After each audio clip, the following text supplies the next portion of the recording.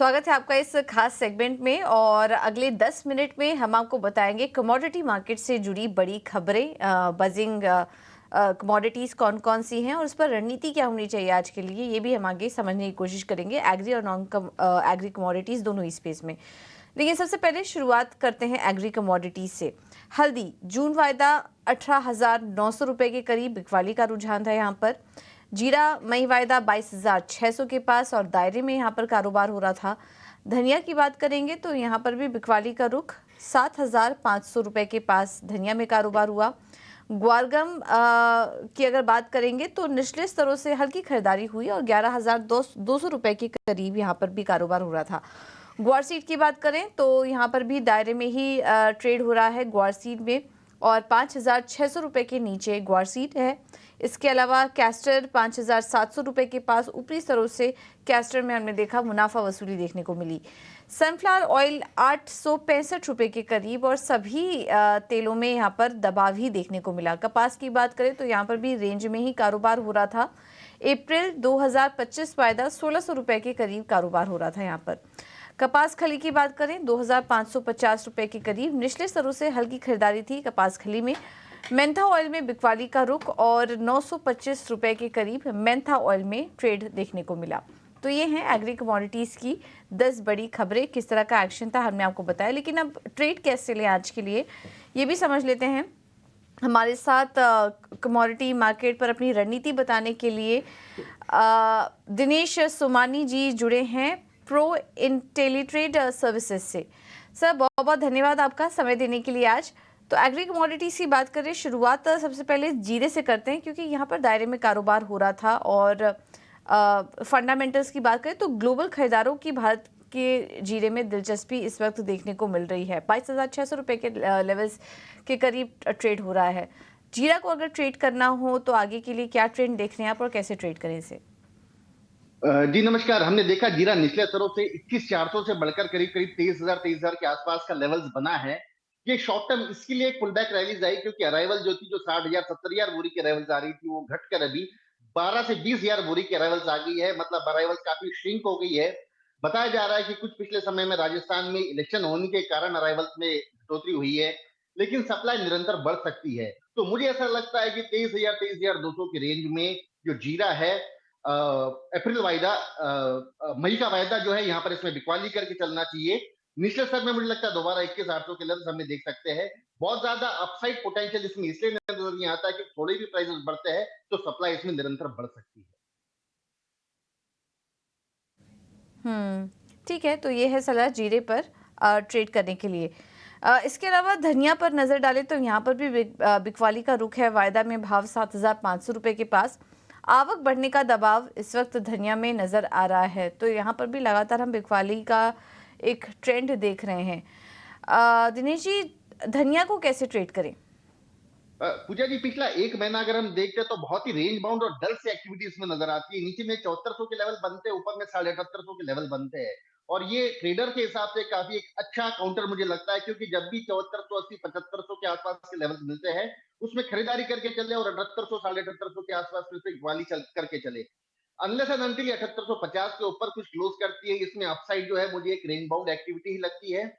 बड़ा तेजी का रुख 7850 के क्लोजिंग बेसिस पर ही इसमें बन सकता है। ठीक है, तो ये है धनिया में ट्रेड आज के लिए। हल्दी में कैसे ट्रेड करें आज? वहाँ पर हल्की मुनाफा वसूली है। वायदा में भाव 18,900 रुपये के करीब और हल्दी में हमने दबाव इसलिए इस वजह से भी देखा क्योंकि मराठवाड़ा रीजन से कुछ नए अराइवल्स की भी संभावना यहाँ पर देखने को मिल सकती है आने वाले समय में। तो अगर टर्मरिक की बात करें तो इसे कैसे ट्रेड करें? जी बिल्कुल, जैसा आपने कहा कि मराठवाड़ा एरिया से सप्लाई बढ़ सकती है, ये ऐसा ही हुआ है आज के दिन में। अगर आप निजामाबाद की बात करें तो 4500 से 5,000 बोरी के अराइवल्स है, जबकि मराठवाड़ा एरिया से अराइवल्स का प्रेशर ज्यादा है और इसी के चलते जो प्राइसेस एक बार ऊपर खुली थी, हमने 19,300 19,400 के लेवल्स देखे थे, वहां से एक बार दोबारा बिकवाली का रुख हमें देखने मिला है। लेकिन आपको अगर मैं एक ओवरऑल पिक्चर बता दूं तो हल्दी जो इस साल का काफी हॉट काउंटर रहा है। निचले स्तर में जो 12,000 रुपए बिकी थी, अभी वो 19,000 के ऊपर के लेवल्स पे ट्रेड कर रही है। स्पॉट में जो अराइवल्स है, ये आज आज मुझे लगता है ज्यादा रहेगी। अगला वीक जो अराइवल स्लो डाउन होगी और डिमांड जो है निरंतर है, एक्सपोर्ट में भी अच्छी डिमांड है, पाउडर प्लांटों की भी अच्छी डिमांड है। तो मुझे लगता है ओवरऑल 18,900 18,950 के आसपास अगर हल्दी आती है तो ये एक बाय करने का अच्छा अवसर रहेगा। दोबारा हमें 19,400 19,800 के लेवल्स देखने मिल सकते हैं और ये पॉसिबिलिटी है कि इस वीक हमें 20,000 का लेवल भी क्रॉस करता हुआ नजर आता है। तो हल्दी मेरे इसमें अभी भी बाय पिक रहेगा। ठीक है, तो हल्दी में आप खरीदारी करके चलिए क्योंकि यहाँ पर हम देख रहे हैं कि निचले स्तरों से अच्छा ट्रेड बन रहा है, रिस्क रिवॉर्ड भी अच्छा है हल्दी में तेज़ी करने के लिए, तो यहाँ पर आप तेज़ी करके चल सकते हैं।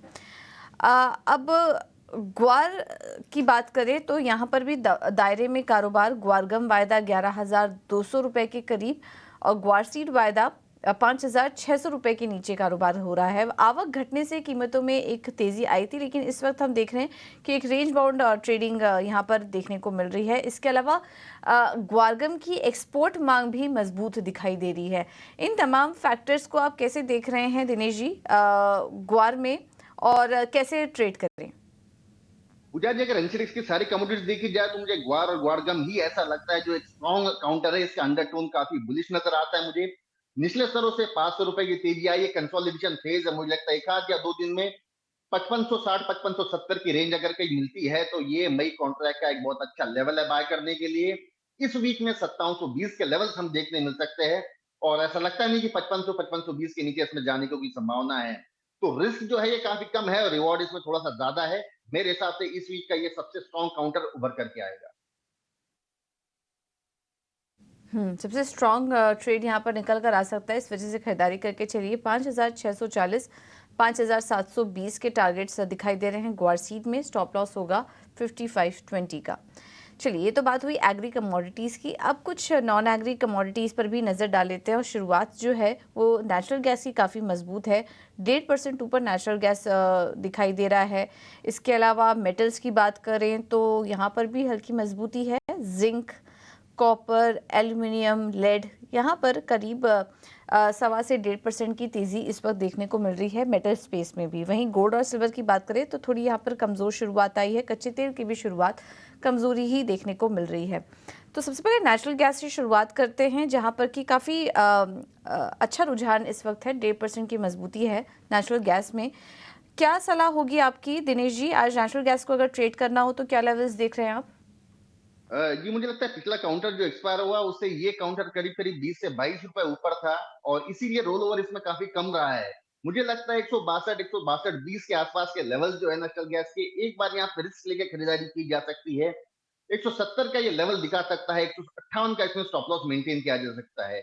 आज के सत्र में मुझे लगता है कि नेचुरल गैस में एक अच्छी तेजी की संभावना मुझे नजर आती है और आज अगर 165 166 से ऊपर अगर ये क्लोज करता है तो मुझे लगता है आने वाला समय नेचुरल गैस में एक लंबी तेजी की चाल निश्चित तौर से बन सकती ठीक है, तो नेचुरल गैस में तेजी करके चलिए 170 के टारगेट्स के लिए।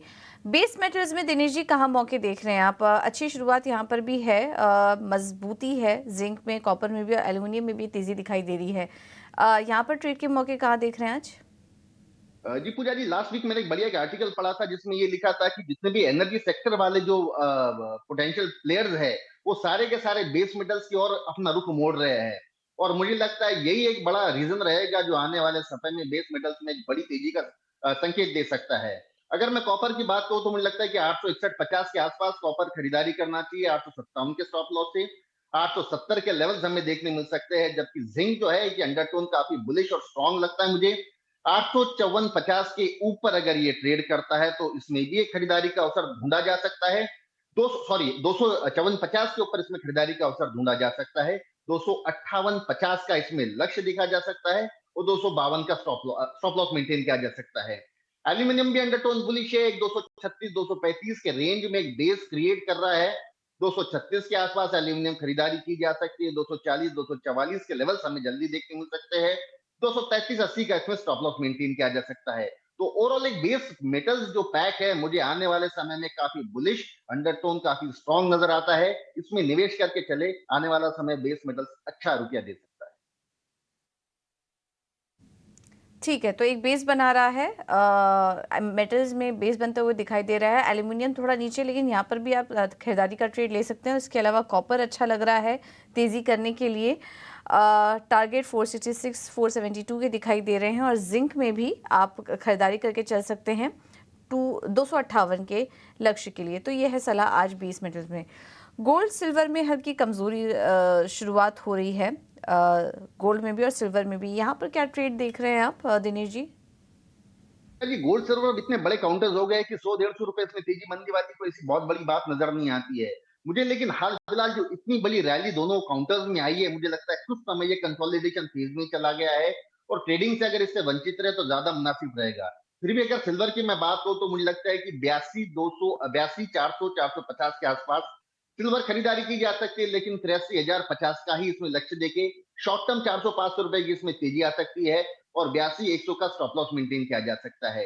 अगर मैं गोल्ड की बात करूं तो मुझे लगता है कि 71,500 के आसपास मुझे लगता है कि लॉन्ग्स अगर हो तो वहां पर एग्जिट किया जा सकता है। निचला स्तर ढूंढा जाए 71,200 71,250 के आसपास ही बाय किया जा सकता है। तो एक रेंज बाउंड एक्टिविटी 71,200 से 71,600 का रेंज मुझे गोल्ड में नजर आता है। तो गोल्ड के लिए 71,200 से 71,600 71,200 के आसपास आए तब यहाँ पर एंट्री करिए। गोल्ड में 71,500 के आसपास मिले तो यहाँ पर मुनाफा बुक करने की कोशिश कीजिए। तो यही एक रेंज ही है, इसको प्ले करने की कोशिश कीजिए। और चांदी में आप तेजी करके चल सकते हैं 83,050 के लिए। चाहे तो अवॉइड भी कर सकते हैं सोने चांदी में कोई ट्रेड करना, क्योंकि ऑलरेडी काफ़ी ज़्यादा एक्शन यहाँ पर आ चुका है। तो थोड़ा वेट करिए, कूल डाउन होने दीजिए इस रैली को, उसके बाद एंट्री लेने की कोशिश कीजिए। तो ये है सलाह सिल्वर पर और गोल्ड पर भी आपको दे दी गई है। एक बार कच्चे तेल की चाल पर भी नज़र डाल लेते हैं और यहाँ भी शुरुआत हल्की कमजोरी के साथ हो रही है। करीब 0.5% नीचे कच्चा तेल कारोबार कर रहा है। कच्चे तेल की चाल आप कैसे देख रहे हैं दिनेश जी? चलिए एक ऐसा काउंटर मुझे लगता है कि जहां पर और एग्जैगरेशन हो चुका है, प्राइसेस हद से ज्यादा थोड़ी बढ़ चुकी है। मुझे नहीं लगता इसमें बहुत लंबी चौड़ी कोई तेजी की बात बनती है, लेकिन हाल फिलहाल जो है मुझे एक रेंज बाउंड एक्टिविटी लगती है 6920 7020। लेकिन मेरा रुझान थोड़ा सा मंदी की ओर ही रहेगा। अगर इस 7,000 के ऊपर के जाने का प्रयास करें तो वहां बिकवाली का एक अवसर ढूंढ सकते हो। 7066 का इसमें स्टॉप लॉस मेंटेन करके नीचे में 6840 के लेवल्स भी हमें देखने मिल सकते हैं। 6840 के लेवल्स आ सकते हैं ऊपर की तरफ। 7,000 के ऊपर के स्टॉप लॉस लगाइए और उसके पार निकलता है तो बिकवाली कीजिए। थोड़ा एक सेलिंग प्रेशर आ सकता है क्रूड में आने वाले समय में 6840 के तक के लेवल्स के लिए। चलिए, ये कमोडिटी से जुड़ी कुछ बड़े हाइलाइट्स और कुछ ट्रेड हमने आपको बताया। विस्तार से चर्चा करेंगे हम 11:30 बजे मुनाफे की मंडी में। दिनेश जी, बहुत बहुत धन्यवाद आपका समय देने के लिए। फिलहाल लेते हैं एक छोटा सा ब्रेक, आप बने रहिए हमारे साथ।